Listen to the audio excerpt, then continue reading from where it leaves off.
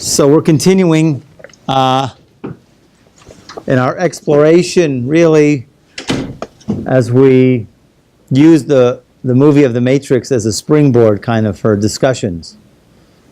And one of the great things, as we know from the movie The Matrix, that, you know, here it was the main character who was living a life of illusion that he thought was real, and of course he woke up that there's a completely different world and it's a completely different situation that's going on. Okay? And of course it all had to do with the computer, and he was a hacker, and he was hired to go ahead and, you know, actually was recruited, right? Because the person basically who was involved in what they would call the rebellion basically woke him up in order to, because he thought that he was the Messiah. Okay? Basically he thought he was the one that was going to end this war between the machines and between man. And the way we've been looking at it for the past few classes, if anybody remembers, we'll just do a little recap. That we have in our world, to compare it to, we have our souls, our godly souls, and then we have the world or the realm of the klipa, which means the husk, which means this physical world. Okay? Adam in the Garden of Eden, before he had sinned by eating from the tree of knowledge of good and evil, of course, he wasn't necessarily in the same form that we are today. He was basically in what we call the mental form, okay? Thoughts. Very sublime and very spiritual. And only after he ate from the tree of knowledge of good and evil did he have to get dressed, so to speak, in the physical form and the bodies that we have now, okay? Which is our physical realm, with all of its enticements and all of its distractions, okay? So even though that God really built, in the very beginning, he built the evil inclination, he had to build a realm where there would be an arena where there would be free will, where there would be what we call the klipa, or the husks, the shells, our skin, our bodies. Even though that he had built it, or basically he built the basic framework, when Adam had eaten from the tree of knowledge, what happened was he gave what we will call an enhancement to the realm of the klipa, to the realm of the husks, to the physical world. Okay? An upgrade. Okay? The realm of the klipa was on a low level. It was like your iPhone 4. Okay? And when Adam ate from the Garden of Eden, so it got upgraded instantly to an iPhone 10. Okay? In other words, the klipa, the realms of evil, became much more sophisticated and much more dominant. Okay? And that's the realms that we're in now. Okay? Our situation in this world right now, we're encapsulated, and it's more evil and it's very little good. Okay? According to all the Kabbalists. So the main thing that, even though this thing was bugging, and going back to the storyline that Neo was bugged, what is the Matrix? Okay, we understand the Matrix is this level of klipa, the level of physical husk, the level of illusion that we're all caught up in. The world of illusion. He was bothered by it, and then of course Morpheus, he suggests to him, here, you want to know what the Matrix is? I can't tell you, you have to see it for yourself, but once you see it for yourself, that's it. So he presents two pills, of course, the red pill and the blue pill. Okay? He says, if you take the red pill, you get to see how deep the rabbit hole goes. In other words, you'll get the experience of what the Matrix is. And if you take the blue pill, you'll wake up tomorrow, like the next morning, and it'll be like any other day, and you'll go through life day after day. Very dynamic kind of proposition. Of course, Neo takes the red pill, and as an effect of taking the red pill, he wakes up in a completely different reality, and every single thing that was his world, right, was really not real. He was living in a dream world, okay? Very much like us in the end of days, where it says, and when God will return the captives of Zion, we would have been like dreamers, okay? Meaning we're going to look back at our existence. There'll be a day, and we're going to go, whoa, that was so real. That was just a dream. Okay? Freaky. Okay?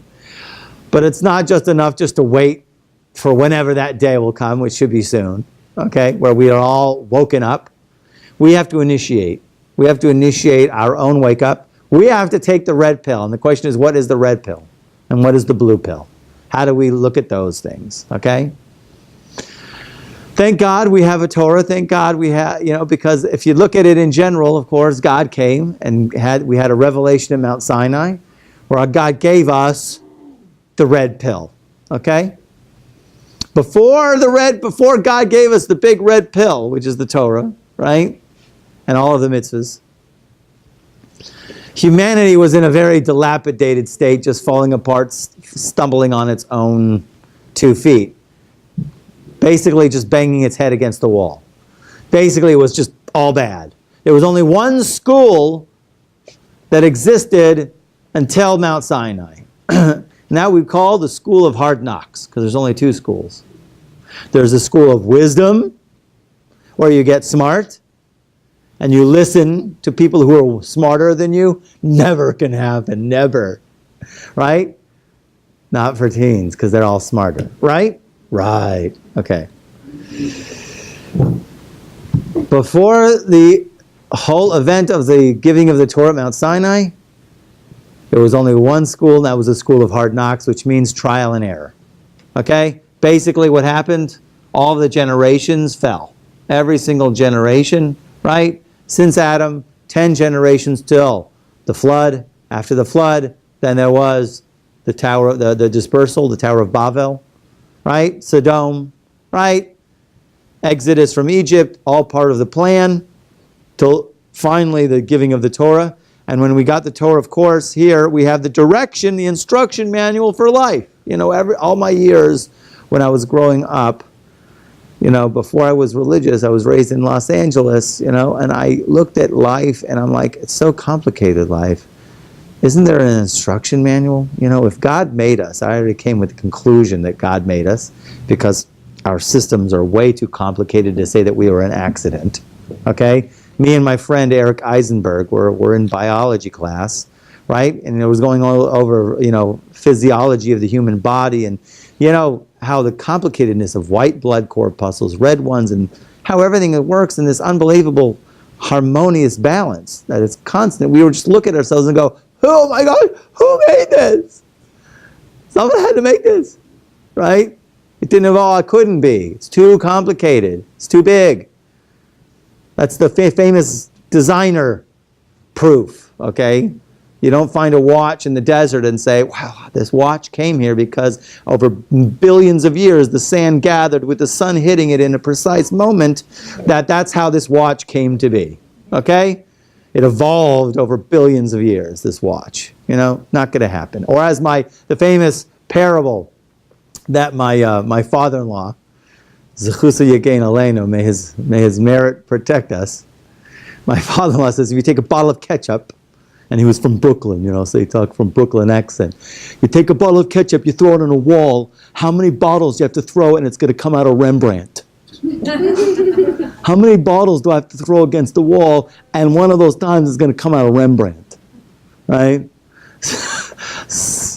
Come on. That's the million monkeys in front of a million typewriters typing Macbeth. We've all investigated those, right? Of course. All of a sudden there's one monkey goes, okay, right? After like 20 billion years, he's got perfect Macbeth, perfectly, okay? Okay, Baruch Hashem. Until then, it was really a hard situation, Kula Ra, until we got the giving of the Torah at Mount Sinai. The giving of the Torah is the red pill. The giving of the Torah is the wake up. The giving of the Torah is the ability to navigate through life that I always wanted. I was looking for an instruction manual. And when I came to yeshiva, instruction manual, perfect. Exactly what I needed. I'm sold. Okay? But of course, you have to follow the instructions. Okay?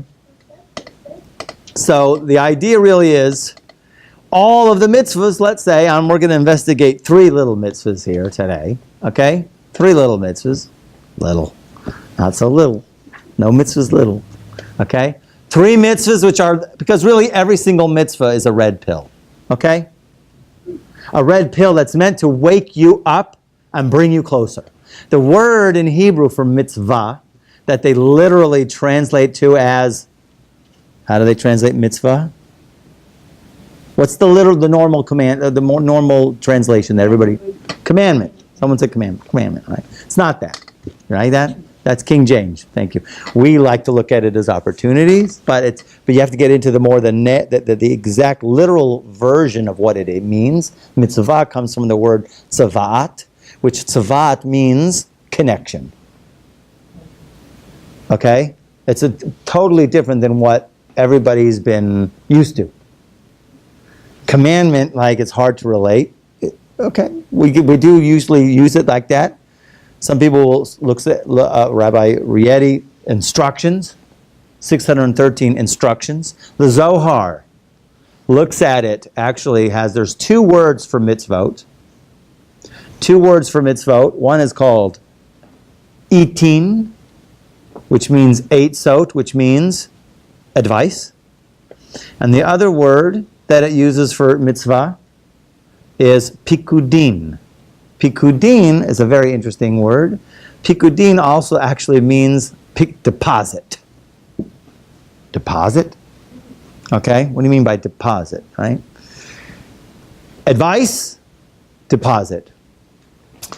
And the idea really comes out from the Sulam that he explains, Rabbi Yehuda Leib Ashlag, that he says when the people stood at Mount Sinai, they said the words, when they were, presented with the deal before the whole event, right? A few days before, Moses says, okay, we got this deal. And the people said, Naaseh v'nishma, we will do and we will hear, right? We will do and we will hear. No one does that these days. Yeah, I'll sign the contract, just what's in it? Who cares, right? I'll just sign it, right? Right? So people want to know what's in the contract first. I don't sign anything till I read the contract. There they just signed, right? It wasn't even because the idea really is this. It was really, and the angels got really upset. The angels going like, who dares use our mode of operation? Who stole our secret? The angels were actually shaking, like someone stole our technique, right? The technique is this, and it explains this. Eitzot, advice, we can all understand that. That's where the word naaseh, which means then Jewish people says, we will do. We'll follow the advice. Pikudim, which means deposit, which means once we do the advice and fulfill it, then we will access, we will do, and we will hear. Then first we will do, and then we will hear. Hear doesn't mean literally hear, it means understand. We will grasp. We will connect. In other words, within every mitzvah, there is a deposit of light within the mitzvah. That's why it's called advice and deposit. The mitzvahs have within them a deposit of light, a string. They have the superstring theory. People have told me, I haven't read it inside because as soon as I get after the 4th chapter, I'm lost. Okay, I'm sorry. I tried several books, this book. I keep going back into it. I'm like, I'm still lost. Okay? But they, it's just 613 superstrings, whatever. We'll get, talk to a little bit about that last time. But the idea really, when they said we will do and we will hear, we will follow the advice. We're going to do the advice because we know that we are not going to be able to access the light until we do the advice. Until we do the action of this mitzvah, we will not be privy to the light that is contained within the action. Okay, you follow? Very much like going to a gym. You cannot go to a gym with your frappuccino, mocha frappuccino, grande, okay?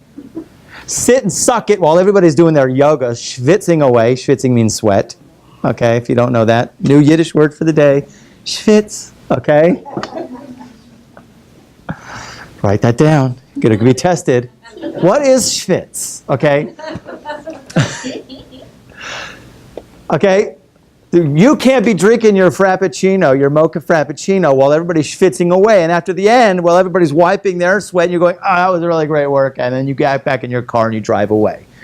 The benefit of the exercise is 0, okay? You get nothing, okay? Because you didn't do the action, right? If you don't practice it, you're not going to get the benefits of it.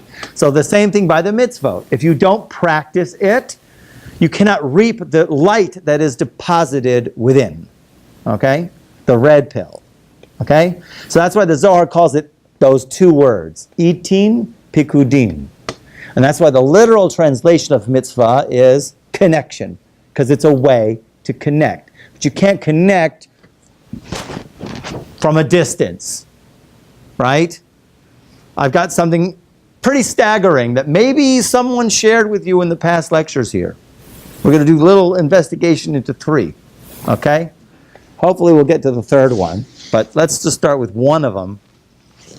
And I don't know if you've been shared this with you before, but okay, too bad. You're going to hear it again.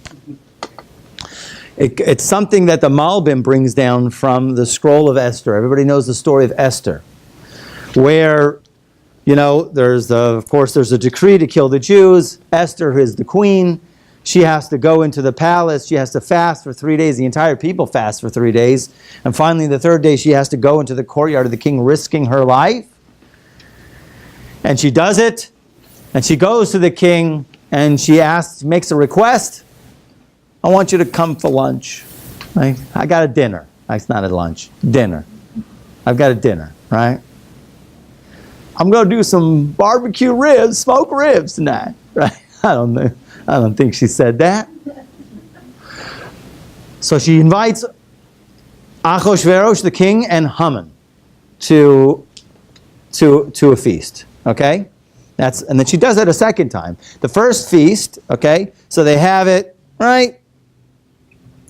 And they're at the feast, the first one, and she says, and Achashverosh says, come on, man, what's bothering you, man? Just tell me what you want, man. I'm going to give it to you. Right? And she says, I want you to come tomorrow. I want one more. I want another party tomorrow night. Okay? So Haman's there also. Okay?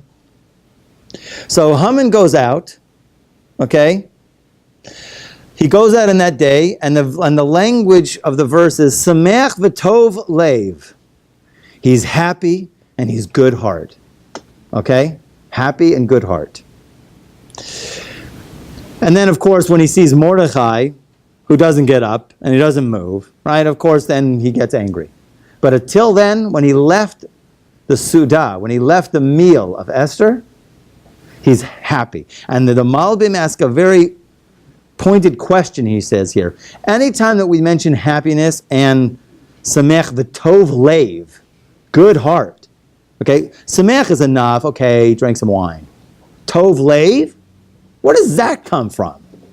How can he be Tov leiv? Tov leiv, good heart? What happened here?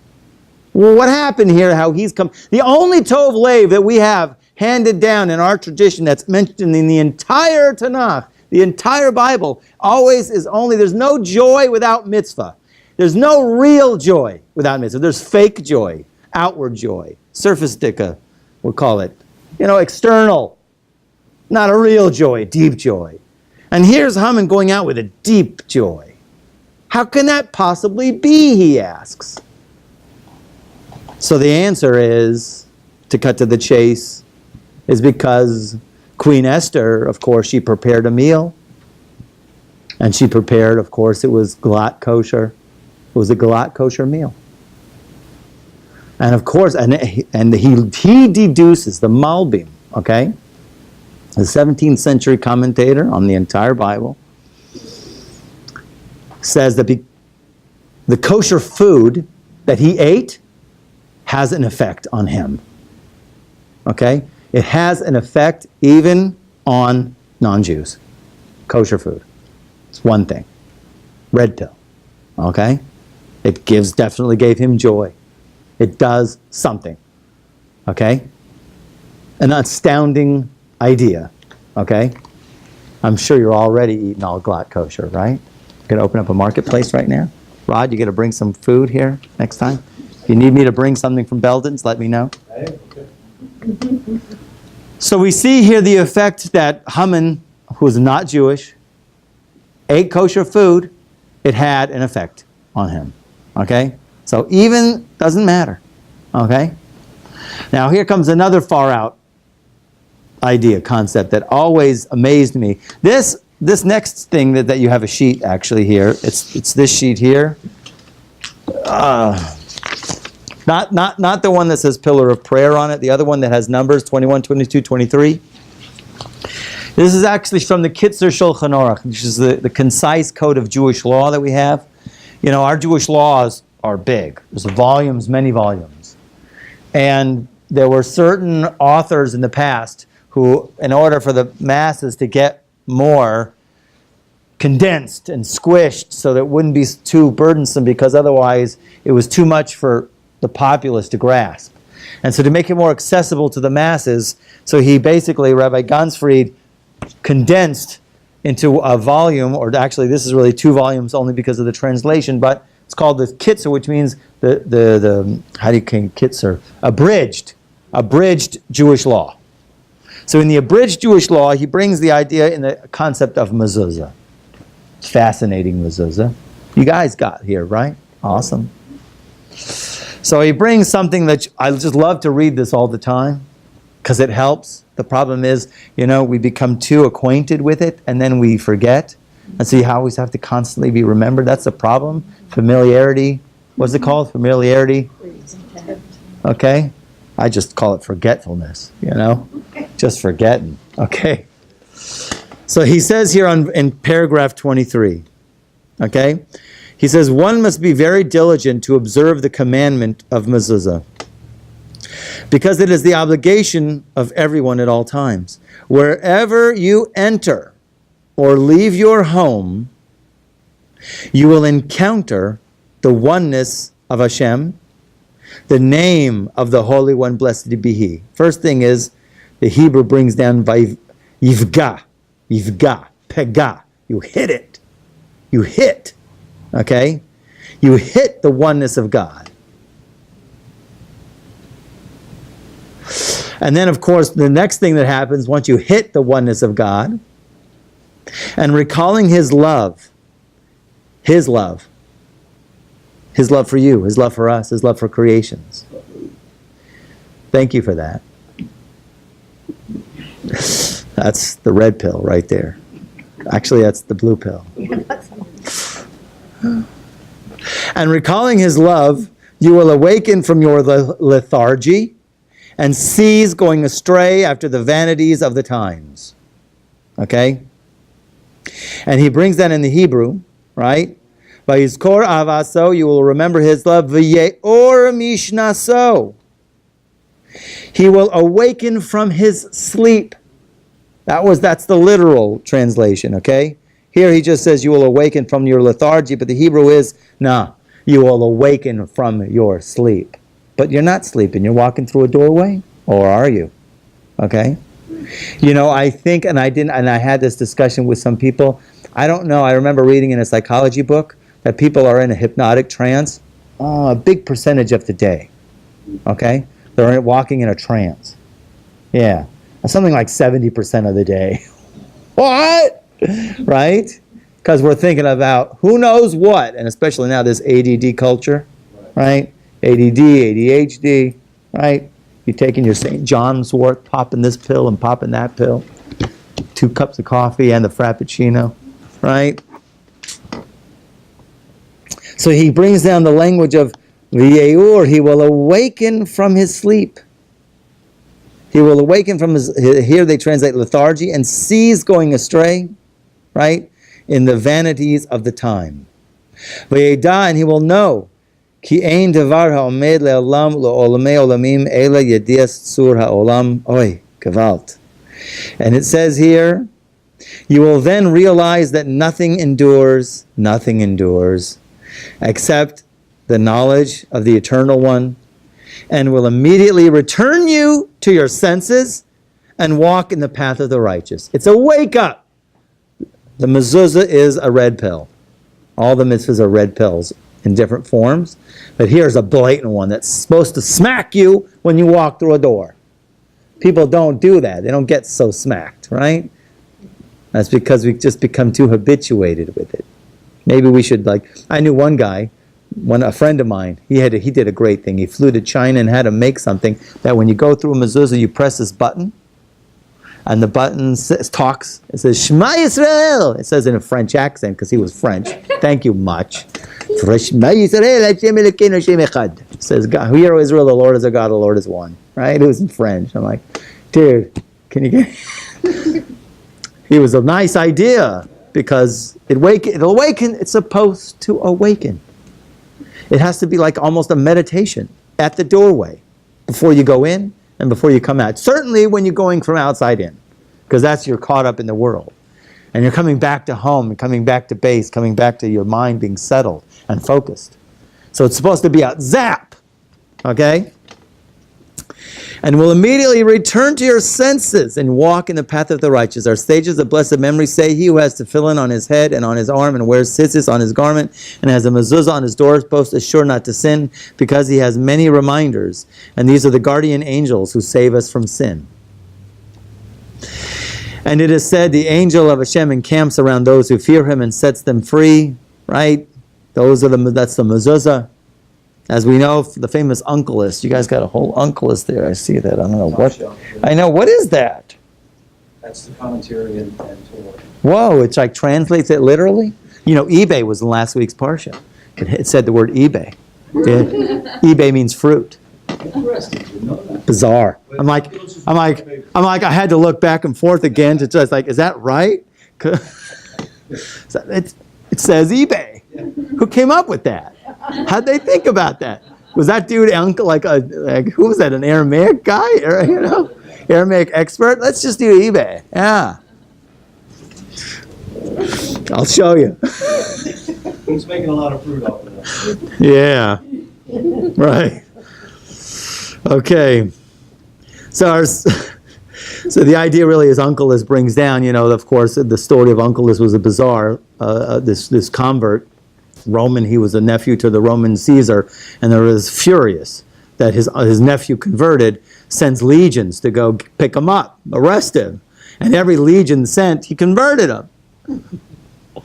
So they didn't come back. They didn't come back, sir.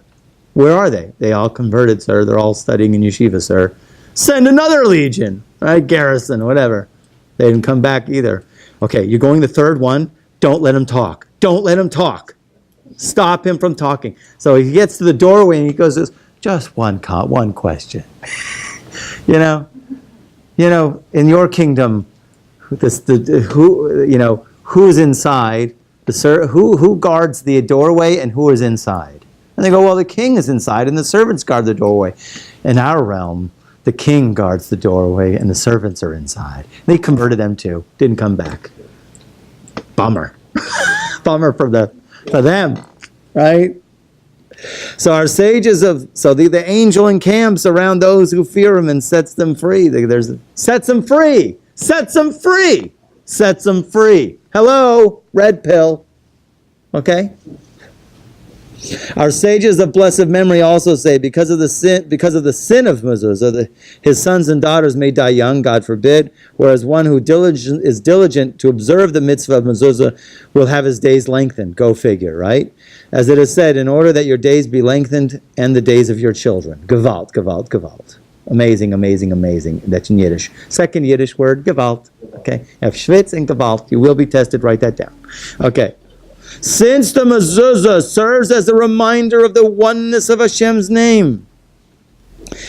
Therefore, when leaving the house and when entering, you should kiss the mezuzah. But you should not place your hand directly on the mezuzah itself. That means the scroll. Everybody has a cover these days. It is therefore important to have a glass encasement, cover the name of Hashem. When leaving the house and placing your hand on the mezuzah, you should say, Hashem is my keeper.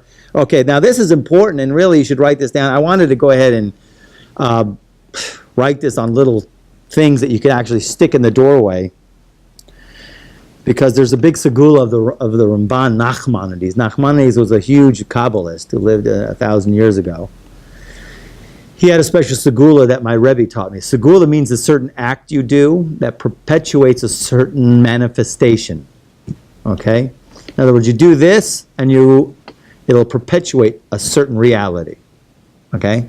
So my Rosh Yeshiva told me this, and he says you have to place, okay, you kiss the mezuzah, you have to take your fingers and place them like this, 2 eyes, and this one covering, and then you say the words, actually. You say, Adonai Yishmor Tzei Uvoei Me'atav Yad Olam, Adonai Shomri, Adonai Tzili Al Yad Yamini, which means, they translate it here, it's better in the Hebrew, Hashem is my keeper, Hashem is my protector by my right hand. Hashem will preserve my going out and my coming in from now until eternity. To say these things, it's a segula when a person is leaving, right? That he has protection the whole day from any harm. In other words, he's bringing angels with him that'll protect him on the roads, or for wherever he goes, that his going out and his coming in should be in peace. Okay? So, we see the mezuzah, though, the main thing that we see in the idea, the concept of the mezuzah is a wake-up. Man, that's so powerful. You got to stop, and you got to meditate, hit the oneness of God. God is all there is.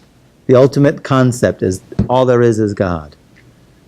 And to know that you were already connected to God. Because really, the only idea, the concept that we're not connected is an illusion. It's an illusion. It's an illusion. It's not real. We might feel disconnected. It's so not true. The klipa, the husks, the matrix, wants to make us feel disconnected, but it's not true. And the idea here is to wake up. You're waking up to the real reality, and the real reality is God is all there is. God is one. When we say, Hear, O Israel, the Lord is our God, the Lord is one, because that's what's written on the scroll, that's all there is. And we're supposed to wake up to that and live out like that all the time. Okay? It's huge. Okay? The problem is we become accustomed to it. Okay? So maybe you change color of mezuzahs, be a nice one. Like we'll do pretty pink one day, and then the next week or something you'll do a different color. Maybe then people will start asking questions like, why are you changing the colors? I don't know. I'm just coming up with some ideas now, because problem is you get familiar with it. Right? And that's the problem. You're not supposed to become so familiar with it. It's supposed to wake you up. And maybe even if you do become familiar with it, let's just say, subliminal, the wake-up is still there. In other words, it still hits you in your subconscious. And really, technically, he says to kiss the mezuzah, right? There is the minhag that people can just look at it also. Okay? In other words, if you don't kiss it, don't beat up anybody who doesn't kiss the mezuzah, okay? Hey, Louis, he didn't kiss the mezuzah. Go break his kneecaps. Okay? And now we come to the pièce de résistance, okay? And this is from my Rebbe. My Rebbe is the Baal Shem Tov, okay? I fell in love with the Baal Shem Tov. He was my first, I dabbled with some Hasidic masters, not much. I was in Lakewood Yeshiva, which is a very Litvish style yeshiva, and they don't learn many Hasidic texts, and definitely not Kabbalistic texts. But they happen to have the Sogacheva Rebbe, who's called the Shemi Shmuel, on the shelf, and Baruch Hashem, it was on the shelf, and I was able to learn it because he was on the shelf. Okay, a commentary on the 5 books of Moses. Had deep stuff. But then when I got married, and my father-in-law, of course, and he opened and exposed me to the Baal Shem Tov, Rabbi Yisrael ben Rabbi Eliezer, who's the founder of the Hasidic movement 250 years ago. And the founder of the Hasidic movement who started everything, okay? I have a very emotional attachment to him, okay? And the biggest, of course, because this is who my Rebbe brought me to, and exposed me to the books, and I would learn it pretty diligently, all of his Torahs, even though I didn't understand much of it, right? I still don't understand some of it, but what I do understand and what we're going to do today. Okay, so the Baal Shem Tov, was known to be literally it means master of a good name. And there were many Baal Shems at the time. A Baal Shem means somebody who uses a name, meaning uses the name of God, uses Kabbalistic arts to effect healings, blessings, and different things. Okay, so so he was, well springs of unbelievable stories are told about the miracles and the things that he would do for people, right? You know, God willing, I'll make a podcast of all the stories, you know. If there isn't already, there should be, okay? But this one particular Torah, and I still work on practicing to this day, comes out of a few verses from Parshas Noach. The Parsha of Noach, as we know, it was the Parsha of the flood. That Noach, of course, built an ark, and the ark was going to sustain him and the animals for a period of a year, while the flood waters raged, and until they finally went down, and finally he disembarked after about a year in the ark, right? And so when he gets the directive to build an ark, okay, so in the directive, of course, it's got to be so big in these dimensions, and he gives these dimensions. And in that verse, right, let me just find it here. Okay, so in the verse here, I'll just mention it for those listening. We call it, let's say, chapter 6, verse 16.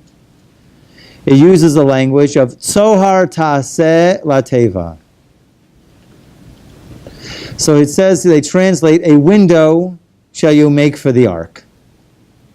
And then the verse continues, Ve'al Amma Tichalena, and to a cubit you will finish it from above. Milamala Upeta. Okay, so in other words, you have to make like this, literally it means you have to make an angle on the roof, you have to make an angle, so the water doesn't collect in the middle, right? Upeta Chateva B'tzidan, you have to put an opening in the side of the ark. Okay, Tachtim Shniim Ushlishim Ta'aseha. So it says, a window you shall make for the ark, and a cubit, finish it from above. Put the entrance of the ark in its side. Make with it a bottom, second, and third deck. Okay, you have to make stories, 3 stories. So literally there's 3 stories because the people are on the 3rd story. The 2nd story had all the animals. And then the 3rd story, bottom, that was the 2nd story. The 3rd story was all the garbage, right? The refuse, right? Somebody had to shovel some manure, right? Rod, it's your turn today. How come it's always my turn, man? Grew up doing it. So in any case, the Baal Shem Tov always understood the 5 books of Moses, of course, and how we try to understand it today as we're going more inner. The world is going more inner, okay? Pnimiut. Because the external just doesn't do it for us anymore. Okay, the external, aspects, just they don't give us what our soul is really thirsty for. So the Baal Shem Tov explained that this, of course, and the revelation of Mount Sinai and the red pill of the revelation of Mount Sinai is a soul code. It's a code for the soul. Okay? In other words, it has to be talking to us here and now. It's not a history book, even though it's carved through a history. But it doesn't matter because God is infinite and there's nothing He can't do. And all of the lessons for us to connect to God are within every single letter that is contained in the 5 books of Moses. Okay? So it is a direct soul code. It has to have its application for us right here and now to connect. So of course, that's how his basic premise is of every single mitzvah in the Torah and every single story. Has to have an element of something for us in the here and now, right now, to connect. And so he says this, and he goes, Sohar, by the way, Sohar Taseh Lateva, it says here, a window you shall make for the ark. Rashi actually has 2 ideas or commentaries about it. Rashi says either it means a window or it means there was a precious stone. There was a stone that illuminates. They had such stones where the stone gives out an illumination. Okay? Very much like you have on the watch, right? Right? So, but he says something different. Sohar literally means shining. Ta'aseh, you will make. La teva, which means teva is understood differently. One thing as ark, and the other idea, the other concept that he wants to tell us, the word teva also means word. Okay? So he says, if you translate it literally, it says, shining you will make for the word. Okay? So now we look at this. Okay? So you see here on the sheets that you have in front of you. Right, the portion of Noach, the book of Genesis 6:16 and 7:1. You shall make a shining light for the ark, and the covering from 1 cubit on top of it. Make it lower, second, and third stories. Come you and your entire household into the ark. So he's going to make the play of the words of ark now. Okay? And the portion of Noach, there is a selection, number 15. Okay, that in other words, I have here, this is actually really a 2-volume set, of the Baal Shem Tov on the Torah commentary. Okay?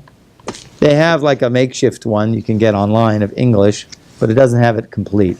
It's just little parts they took out.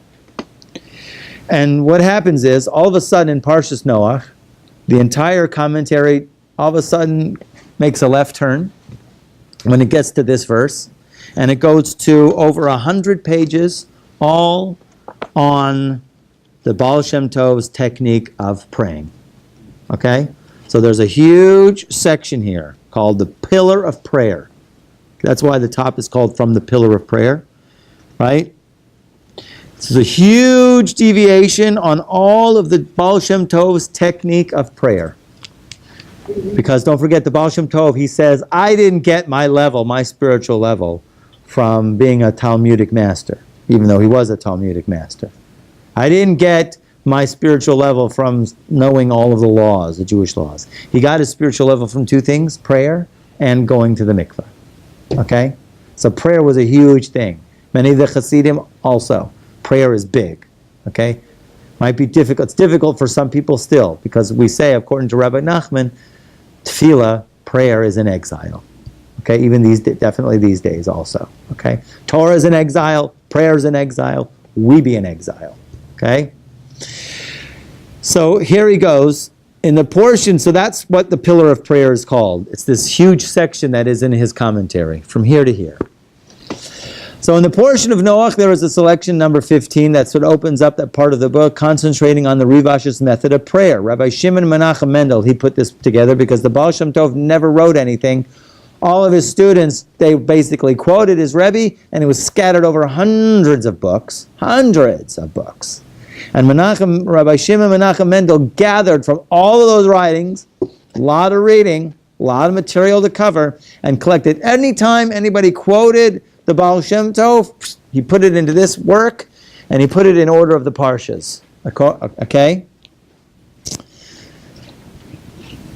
So he called the pillar of prayer based on the Mishnah. The world stands on 3 things. As we know from Pirkei Avos, chapters of the Fathers, the world stands on 3 things: on Torah, on prayer, and acts of loving kindness. So that's why he called it the pillar of prayer. Section number 15 contains much of the technical instruction on how to pray according to the Rivash. The Rivash is the name for the Baal Shem Tov, right? It's just a abbreviation, right? Rabbi Yisrael ben Rabbi Eliezer, or, okay, some people call him the Besht, okay? It is concentrated into a few short sentences. Afterwards, all the selections of this portion deal with prayer. We will quote the section in full and then go back to deal with it piece by piece. But here we're just going to get a little tidbit, okay? The Rivash, may he rest in peace, said that the letters and words that a person speaks in his prayer and in his Torah study must be made to shine. And he gets it from there. You shall make a shining light for the ark. This is going to be like a little bit overbearing for some, okay? You have to talk about it, okay? And you have to start slow. And of course, if you don't know the Hebrew letters, it's time, okay? Even studying just the Aleph Beit, as we talked about last time, I was here, which was quite a few months ago, so, you know. We spoke a lot last time about the 10 statements of creation. That God, it brought down from the book of Tanya, that there's some chapters there would deal with Emunah, and the first chapter dealt with the 10 statements of creation when God uttered in Genesis, the very first chapter, and he says, God said, let there be light. God said, let there be a firmament. It's not that he made the statement and split like us. We make the statement and the statement is gone. The statement is still being said. The letters of those words that God spoke and creation came into being are still being said, and it gives every single thing in creation its inner animation. It is the life force of every single thing that we're involved in. If you'll recall from the Matrix, it all had those letters flowing down, right? What is that? Oh, it's random. It's not random. There's no random, okay? The letters really give everything, and there's many segments where he saw the people even looked like letters, and Neo saw that everything looked like letters. And the Kabbalists, they saw reality like that. In the deepest way, the Balatanya, before he was dying, he saw it's the letters. He saw the letters. He was telling the people at his deathbed before he died, he's saying the letters. Kuf, Vav, Reish, right? So he was saying the letters because the inner vitality of every single thing in creation, which I believe is probably going to be the superstrings if they ever get that, because the strings, the superstrings, which are the indivisible, the particles, because they're trying to get into the indivisible particles of the subatomic particles of the subatomic, trying to get in there, they can't, and they come up with the theory that it's a really tight wound string, but it vibrates. Letters vibrate, okay? Letters are vibrations. A, B, G, D. They have vibrations to them, right? That's how Moshe killed the Egyptian, by saying a name of God. And the Egyptian guy was dead. God spoke and the world came to being, but those words are still giving everything its animation. So now, given that, we use prayer also in the same way, as a method of knowing every single thing has a vibration, and that vibration is a letter, because it's the spiritual building block of all of creation. And when we pray, we connect to that. We connect to the inner essence of things, okay? But let's just look at it right now for a simple technique, a meditative technique, okay? He says, because the word teva in the Chumash, in the 5 books of Moses, says word. Make the word to shine. Make the word to shine. Says all the letters exist on 3 levels at the same time. The levels of worlds, souls, and godliness. Okay? And this is really the 3 stories of the ark. See, the real concept that what I'm building here is what I'm telling you is the word. When we pray and when we learn and study, the word itself becomes our ark. It becomes a protective device, a meditative device, a red pill to connect. Okay? So, when it's said by the ark, you have to make a first story, second story, third story. The Baal Shem Tov was saying all of existence, all the letters exist on 3 levels, but really all of existence is like that. But you have to understand the letters exist on 3 levels at the same time. The level of worlds, this, souls, that's us. And then there's the holy aspect, the light that is giving the letters their animation. Okay? This is amazing. I explained that the Torah is the blueprint of creation. And it's not a blueprint like most people understand the blueprint that you make creation, you fold it up, and you put it away.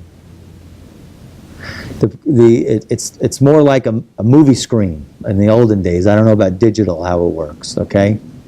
But we'd have a projector, you'd have a film, and then you'd have the screen. That the light of God is that white, indivisible light, and the Torah is the film, and then it projects onto the screen, which is the world. Our world that we're in right now is a screen that is constantly being projected, its animation from the letters of the Torah. That's why all the time the rabbis are always seeking Haman min HaTorah, since we spoke about Haman earlier. Haman min HaTorah mi'ayin. Where is Haman in the Torah? Has to be there, because every single thing is in the Torah. Every single thing in creation, every single thing in existence has to have its root in the Torah, because it's the blueprint of creation. It's on the film. Where is it? And they find where Haman is, actually. It's when Adam ate from the tree of knowledge and went and hid. When he ate from the tree of knowledge of good and evil, he realized he didn't have any clothes, and he went and hid. And God comes and asks him, Hamin ha'etz, Did you eat from the tree? And he uses the words hamin in Hebrew, which is Haman, which is where he was. The whole idea, the concept of absolute concealment and hiding. Okay? So he's there. Every single thing, and they ask this all the time throughout the entire Talmud. Where's this? Where's this hook?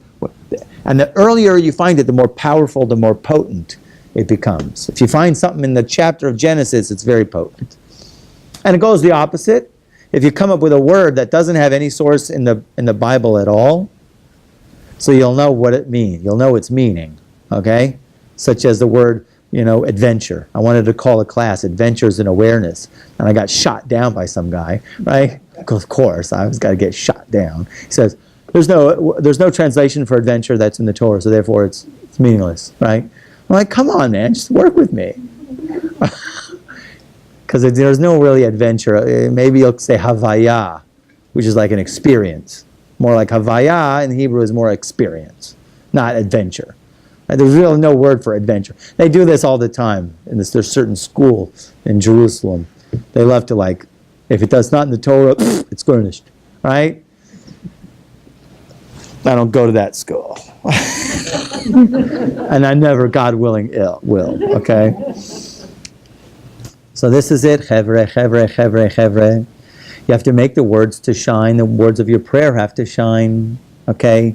So it's a meditative technique as well, okay? In other words, if you get to the level of practicing just saying the word Baruch. Baruch, is everybody familiar with the word Baruch? Everybody says the bracha. Or you say Shema, right? You guys say the Shema, right? Shema is Shin. If you know what a Shin looks like, at least you should rehearse it. You have it written on the wall, right? So you should look at the Shin, and then you picture the Shin in your mind, and you picture the Shin shining. You picture it shining as if that, let's say, picture a doorway that is closed, and there's a keyhole. And the keyhole is shaped like a Shin. And then behind that door is an infinite light that shines through that keyhole that looks like that letter. You with me? Okay? And you just say sh, okay? So in other words, and now if you can really get it really bright, that's the real technique, and get it brighter and brighter, and so bright that you disappear into the letter. That's what it means by you and your entire household into the word. If you can do that with a word now, let's say the word Baruch, you picture 5 doorways or 5 keyholes. And each of those letters, if you can line it up, picture it, look at it, right?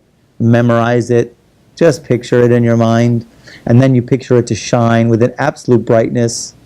If this gets too heavy for you, by the way, like if you practice this tonight, right? And it gets too freaky, then don't do it, okay?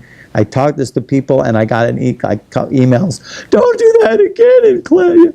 This lady freaked out because the letter started talking to her.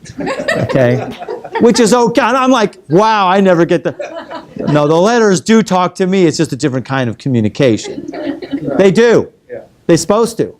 I'm telling you from the depths of my heart. I'm telling you the insights that you get, that come into you when you do this technique. It is unreal. I cannot explain it. I cannot. All of a sudden, you have a question about something or concern or simple, all of a sudden, boom. Okay? It's an unbelievable way to connect to the inner aspect of all of creation. Because you become the conduit. Because as it says here, the letters exist on 3 levels, that's number 2. All the letters exist on 3 levels at the same time. The level of worlds, the level of souls, we sang it. And then there's the level of the godliness that comes from the infinite source into the letter itself. And we connect all 3. Reality just ain't what it used to be. Okay? They ascend and connect and unite with each other with godliness. In other words, the letter you get to shine, and hopefully you can build a couple of letters, and then you build a word. And then the word is a real shining word, and then you imagine it shining so bright that you yourself dissolve into those letters, okay?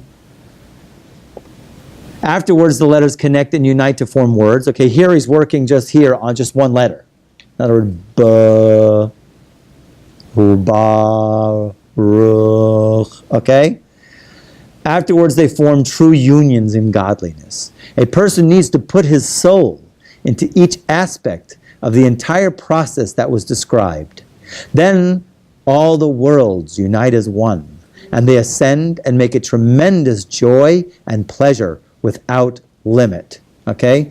And these are the three levels corresponding to the three levels of the ark that was built according to the divine instruction, which was, make it with lower, second, and third stories. And these are the worlds and the souls and the godliness, as it is intimated in the Zohar, that there are three worlds we have, okay? Etc. Okay? This is his technique. If you were never exposed to it, you've been exposed. Okay? Like, how does a person ever finish praying? Well, maybe you can understand why he prayed for a long time. Okay?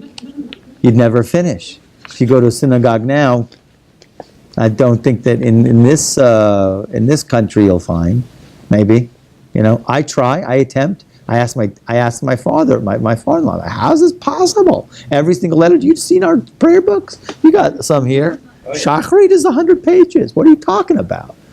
Right? He says, start with Baruch, start with the Shemona Esrei, start with Shema, start with just the word Echad.